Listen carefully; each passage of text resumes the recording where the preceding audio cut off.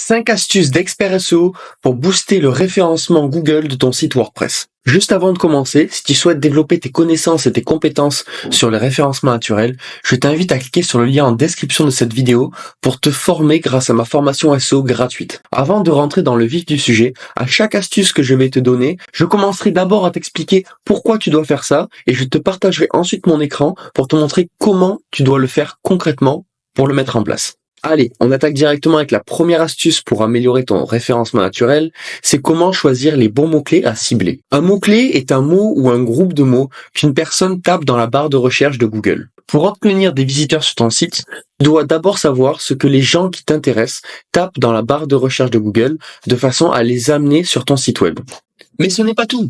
Il y a des mots-clés qui vont amener plus de trafic que d'autres. Et donc, plus de sites vont se positionner aussi dessus. La concurrence sera donc plus élevée. Ce que je te recommande, si ton site a peu de backlinks, c'est de choisir des mots-clés où il y a peu de concurrence, donc où il y a moins de sites qui en parlent. Ce sera plus facile pour te positionner. Et pour cela, je te montre comment faire. Donc imagine que tu as un atelier de couture et que tu souhaites te positionner. Là, je peux voir qu'il y a un site. Donc si je prends juste les premiers résultats, on a double boucle. Ce site-là, qui a l'air d'avoir de l'ancienneté, peu d'autorité qui se positionne, mais pas beaucoup de pages et beaucoup de redirections. Donc ça, c'est un beau bordel. Donc je vais pas te prendre celui-là pour exemple, on va prendre quelque chose de simple. Et pour prendre quelque chose de simple, je vais prendre celui-là par copier l'adresse du lien. Donc je vois qu'il se positionne sur atelier de couture, qui est un mot-clé qui va de 2000 à 4000, ça dépend des outils. Je vais me mettre directement sur Ahref et je vais aller voir tous les mots-clés qu'il a en première page.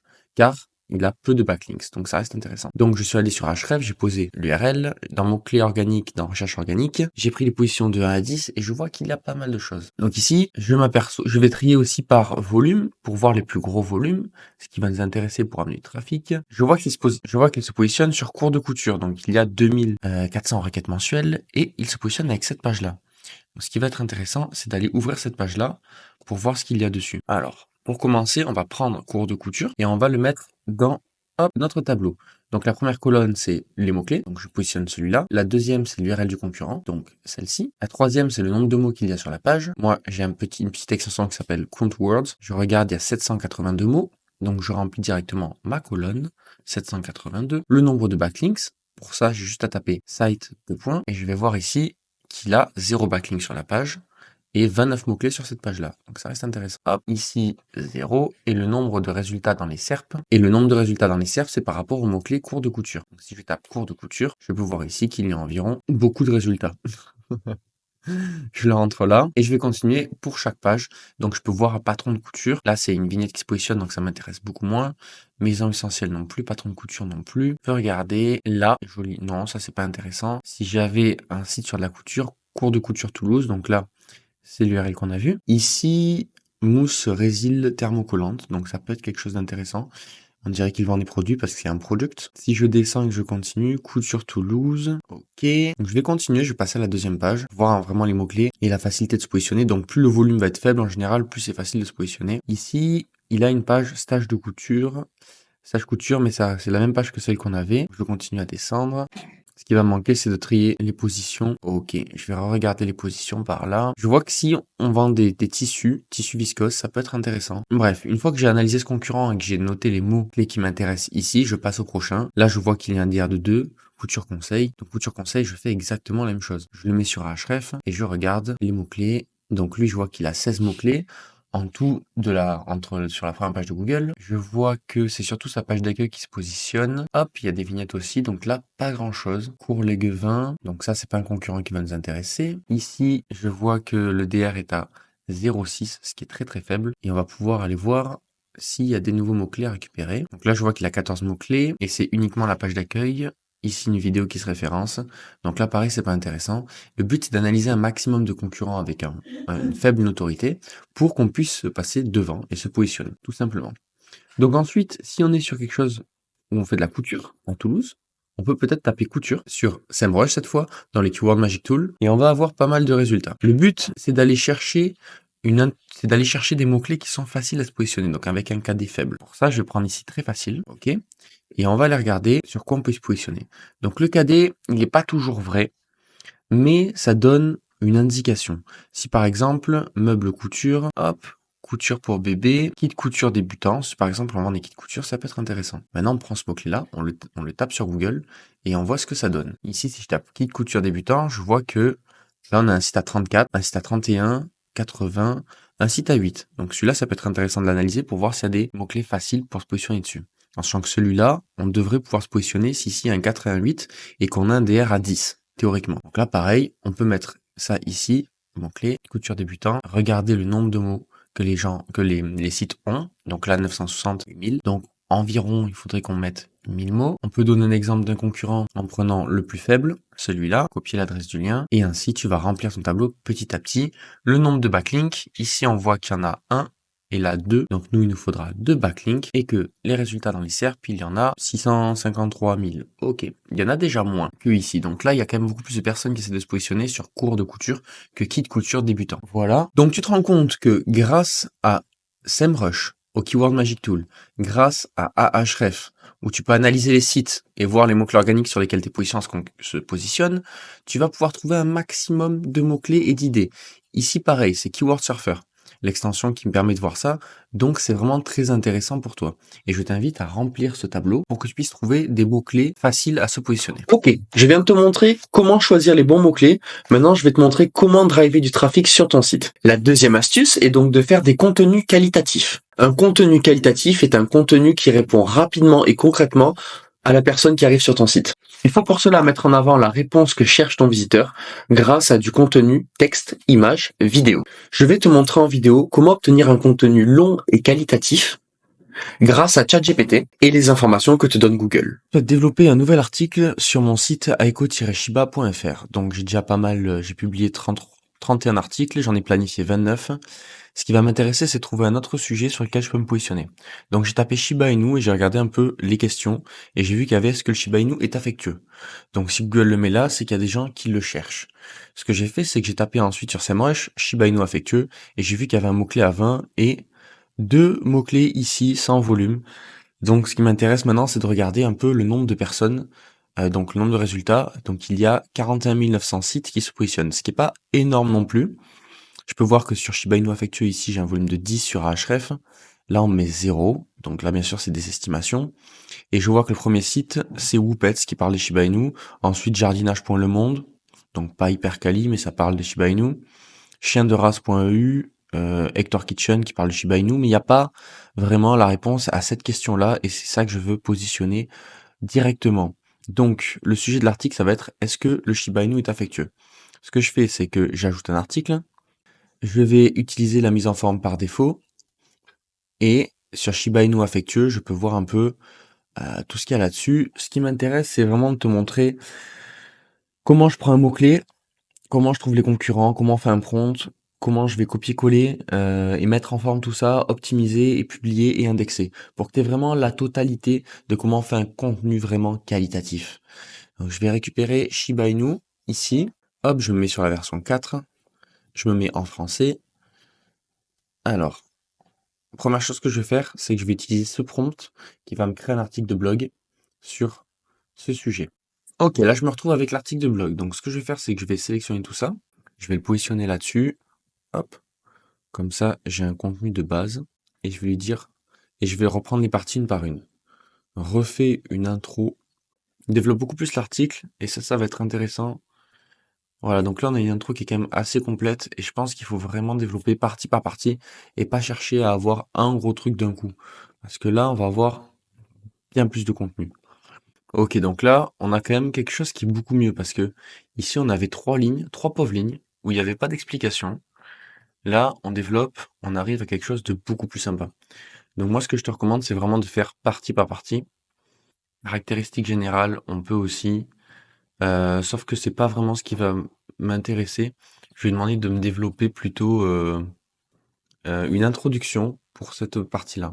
Donc cette réponse, je vais la mettre en gras pour que les gens qui arrivent sur la page aient directement leur réponse, mais que ça leur donne envie d'aller lire la suite. Donc je les garde en suspens, en haleine. Voilà, donc là, hop, la réponse, on la voit bien. Et ensuite, tu descends, brève histoire de Shiba Inu, caractéristiques générales. Et là, ce qui est bien, c'est que tu peux aller voir directement ce qui t'intéresse dans le sommaire, donc la nature affectueuse du Shiba Inu. Ok, donc là, moi avec Eiko. Donc là, je t'ai montré comment on fait un article de blog qualitatif où tu vas avoir vraiment pas mal de contenu parce que comme tu peux voir ici, on a quand même 3200 mots, donc je pourrais en retirer facilement 500, 600 pour avoir quelque chose d'un peu plus qualitatif où je vais retravailler le texte et après il faut que tu enrichisses la sémantique. Ce que j'entends par sémantique, c'est que tu vas aller sur ça et tu vas regarder les questions qui sont là et tu peux en faire une FAQ, ce qui va vraiment enrichir ton contenu. Et ensuite, tu vas aller chercher la sémantique aussi ici, donc Shio, Akita Shio Shiba, Inu blanc, Shiba japonais. Donc là, on voit vraiment que Google, il a très peu de recul et très peu d'informations sur les Shiba Inu parce qu'il y a vraiment pas grand chose là. C'est vraiment la base de la base. Et c'est justement là que c'est bien de passer sur Your Text Guru pour optimiser le contenu en fonction de la sémantique que va te donner Your Text Guru. Quand l'optimisation sémantique, la création d'un contenu qualitatif, etc. t'intéresse, je t'invite vraiment à rejoindre ma formation SEO gratuite. Tu trouveras le lien directement en description et ça te permettra de développer toutes tes connaissances, compétences et vraiment développer le référencement entier de ton site. Bien sûr, ici, je peux pas tout te montrer en 15 minutes, donc rejoins la formation et tu auras plus de 3 heures de contenu détaillé. Maintenant que tu sais les mots-clés à cibler et comment rédiger un contenu de qualité, je vais te montrer comment on optimise le jus que les pages s'envoient entre elles en automatique. La troisième astuce, c'est donc l'optimisation de ton maillage interne. Le maillage interne, c'est l'ensemble des liens que s'envoient les pages entre elles sur ton site. Chaque page possède une thématique, des mots-clés différents et des visiteurs. Le maillage interne permet donc à tes visiteurs de passer d'une page à l'autre en cliquant sur les liens dans ton contenu. Mais ce n'est pas tout. Cela sert aussi aux robots des moteurs de recherche pour parcourir ton site et cela améliore donc ton positionnement dans les résultats de recherche. Pour améliorer ton maillage interne sur WordPress, je te recommande donc d'installer l'extension qui s'appelle Internal Link Juicer et d'ajouter à chacune de tes pages et de tes articles les mots-clés sur lesquels tu souhaites que les liens se fassent. Tu vas donc mettre en avant le mot-clé principal et les mots-clés secondaires de chaque page. On va donc voir maintenant comment faire concrètement en vidéo. Pour installer Internal Link Juicer, tu vas dans Extensions et tu vas ajouter une extension. Une fois que tu arrives là-dessus, tu n'as plus qu'à taper Internal Link Juicer. Tu vas installer l'extension et l'activer. Ensuite, tu vas aller dans Extension installée, tu vérifies qu'elle y est bien. C'est-à-dire qu'ici, elle est là et tu peux aller directement dans les réglages. Tu règles un petit peu ton extension comme tu veux et après, tu vas aller sur la page qu'on vient de créer, c'est-à-dire l'article de blog sur les Shiba Inu. Donc là, j'ai mon article de blog, est-ce que le Shiba Inu est-il affectueux? Quand tu arrives dans ton article, tu vas descendre sur le côté à droite et tu vas avoir une petite colonne, voilà, lien entrant, et tu vas pouvoir mettre tes mots-clés. Ici, j'ai configuré Shiba affectueux, donc tu le rentres ici, tu vas ajouter un mot-clé, et affection Shiba, ce qui va te permettre d'avoir des liens qui arrivent directement sur ton article. Pour voir ce que ça donne, je vais aller directement sur une autre page. Ici, par exemple, je choisis la page Shiba Inu blanc, et quand j'arrive dessus, je peux avoir des liens, voilà, comme ici, chien japonais. Donc, chien japonais, j'ai paramétré la page pour que toutes les pages du site qui parlent de chien japonais envoient un lien sur l'encre exacte chien japonais. Donc on clique ici, on arrive sur la page chien japonais. Voilà, et c'est comme ça que tu mailles directement les pages en automatique dans ton site. Et ici, tu peux voir qu'il y a un autre lien vers la page Akita Inu. Tu connais maintenant les mots-clés à cibler, comment faire un bon maillage interne et comment rédiger des contenus qualitatifs. Il nous reste donc 2 astuces en stock et on va parler de la 4e astuce, comment optimiser le chargement de ton site web grâce à 2 outils SEO. Le premier outil, c'est WP Rocket. Il te permettra d'avoir un site qui charge en moins de 3 secondes en compressant le code sans impacter le rendu final. Je m'explique et tu vas voir, c'est très simple. Ton site utilise 3 types de codes de programmation. Le premier, c'est le HTML, c'est le contenu pur de ta page, c'est-à-dire les textes et les titres. Le deuxième, c'est le CSS. C'est le design sur une page, c'est-à-dire la taille du texte, les couleurs, etc. Le troisième, c'est le JavaScript. C'est l'affichage de ton contenu, photo, vidéo, l'animation des images et l'intégration des formulaires. En diminuant la quantité de code sur une page, ta page va charger beaucoup plus rapidement. Et ça va permettre à une personne qui est au fin fond de la campagne en 3G d'arriver rapidement sur ton site et de pouvoir te contacter ou de t'acheter des produits. Tu vois, c'est vraiment pas compliqué à comprendre quand on utilise des mots simples. Alors comment on fait pour optimiser ça concrètement en moins de 5 minutes? Insight et tu vas rentrer ton URL et tu vas regarder ce que ça donne sans avoir mis WP Rocket, Imagify, etc. Donc là, tu vois, je vois que je suis à 40, je vois qu'il y a pas mal de choses optimisées et ça, je peux le faire avec WP Rocket. Par rapport à ça, il faut que tu installes WP Rocket. Donc, je te recommande d'aller sur le site, de télécharger WP Rocket, c'est bien sûr payant. Et ensuite, tu vas dans Extension et tu fais Ajouter une extension. Tu vas l'ajouter directement en haut à gauche dans la partie Téléverser une extension et tu vas aller chercher. Une fois que tu l'as installée, elle va s'afficher dans les extensions installées. Donc, comme tu peux voir, elle va s'afficher ici, c'est-à-dire la WP Rocket. Je te recommande d'aller la régler comme tu veux. Moi, j'utilise déjà mes propres réglages. Et ensuite, tu vas tout optimiser. Une fois que tu as fini d'optimiser ton WP Rocket, tu n'oublies pas de purger le CSS utilisé et précharger le cache. Et ensuite, tu reprends ton URL, tu la remets là-dedans et tu regardes si ça a bien été optimisé et qu'est-ce qu'il te reste à optimiser en fonction de ce qu'on te dit ici. Tu as vu que l'accessibilité de ton site n'est pas au top non plus. Pour cela, copie-colle le code que j'ai mis en description et on se retrouve en vidéo. Le code que j'ai mis dans la description, tu vas dans Apparence, éditeur des fichiers du thème, et tu vas aller choisir, donc là si tu as un thème enfant, tu prends ton thème enfant, sinon ton thème parent, tu vas avoir sur le côté ici, function.php. Tu dois aller dans le function.php, tu vas tout en bas, et tu vas tout simplement faire un CTRL-V du code que j'ai mis. Donc ça va commencer par ajout du test viewport, et ça va finir par 15 / point virgule. Et surtout, tu n'oublies pas de mettre à jour le fichier. Et ensuite, dans ton WP Rocket, tu purges le CSS utilisé et tu vides et précharges le cache. C'est tout pour WP Rocket. Mais si tu as bien suivi, je t'ai parlé de 2 outils SEO. Le deuxième outil, c'est Imagify. Cette extension WordPress te permet de diminuer la taille de tes images en les redimensionnant, en les convertissant en WebP et en les compressant. Alors pourquoi faire tout cela? Plus une image est lourde, par exemple si elle pèse 1 giga, plus elle va mettre de temps à charger sur ta page. Et donc le temps de chargement de ta page sera énorme. Donc tu vas ralentir le temps de chargement de ta page et la personne au fond de la campagne avec sa pauvre 3G ne pourra pas arriver sur ton site. Qu'est-ce qui va se passer? Elle va revenir en arrière et prendre le lien suivant dans les résultats de recherche de Google. Ainsi, tu vas perdre des prospects et donc des clients. Et ça serait bête de perdre des clients à cause de quelques images, non? Alors voilà concrètement comment tu vas faire pour optimiser tout ça. Site de Imagify, tu vas te créer un compte et tu vas télécharger l'application Imagify. Ensuite, tu vas aller dans Extensions et tu vas ajouter l'extension. Ensuite, tu vas aller dans les réglages et tu vas cliquer sur tout ça, sur ces 3 points-là, donc compression sans perte, conserver une copie des images, optimiser automatiquement les images envoyées.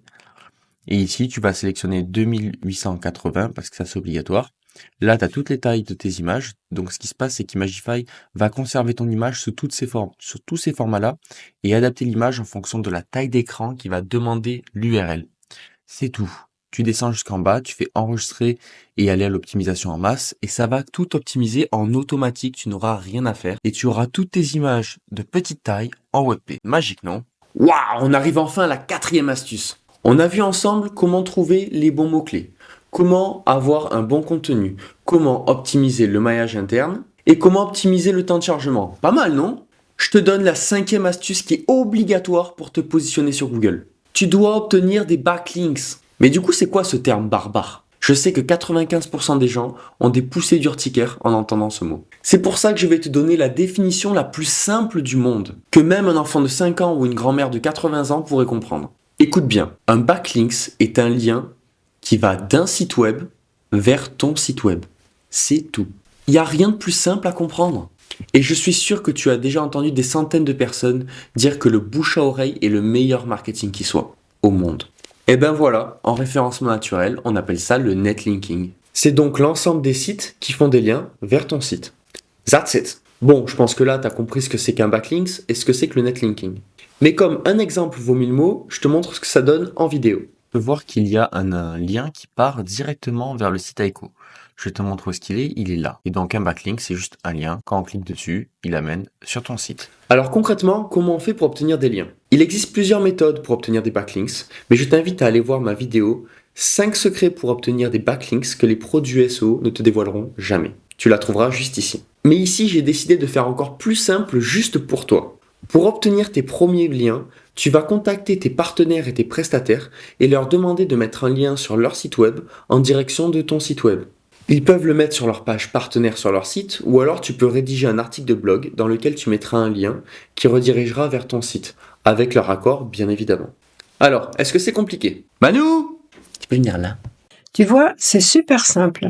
On arrive à la fin de cette vidéo et je te remercie sincèrement de l'avoir regardée en entier. Cependant, je ne vais pas te laisser partir comme ça car ce qui me tient à cœur, c'est ta réussite. Alors tout de suite là maintenant, tu t'abonnes à mon compte, tu enregistres la vidéo pour la revoir plus tard et surtout tu vas prendre ta to-do list et tu vas noter ce que tu dois faire. Tu vas te noter 1. Trouver des mots-clés faciles pour se positionner. Ça va te prendre environ 3 heures. 2. Tu vas installer et paramétrer 3 outils.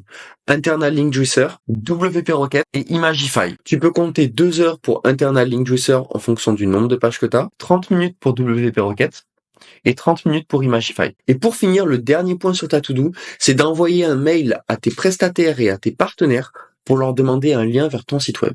Ça va te prendre 1 heure maximum, tu fais un mail commun et tu envoies. Je serais heureux de savoir que cette vidéo t'a permis d'améliorer tes connaissances, tes compétences et ton SEO. Donc si c'est bien le cas, dis-le moi en commentaire. Et partage cette vidéo pour répandre ce savoir autour de toi. Ton entourage te remerciera pour ça. Si tu me découvres grâce à cette vidéo, je me présente, je m'appelle Lucas Fonsègue, j'ai 27 ans et on me connaît sur les réseaux sociaux sous le nom Le Mec au Shiba.